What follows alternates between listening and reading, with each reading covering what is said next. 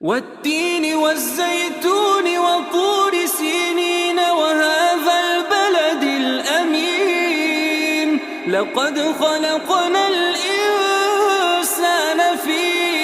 أحسن تقويم ثم رددناه أسفل سافلين إلا الذين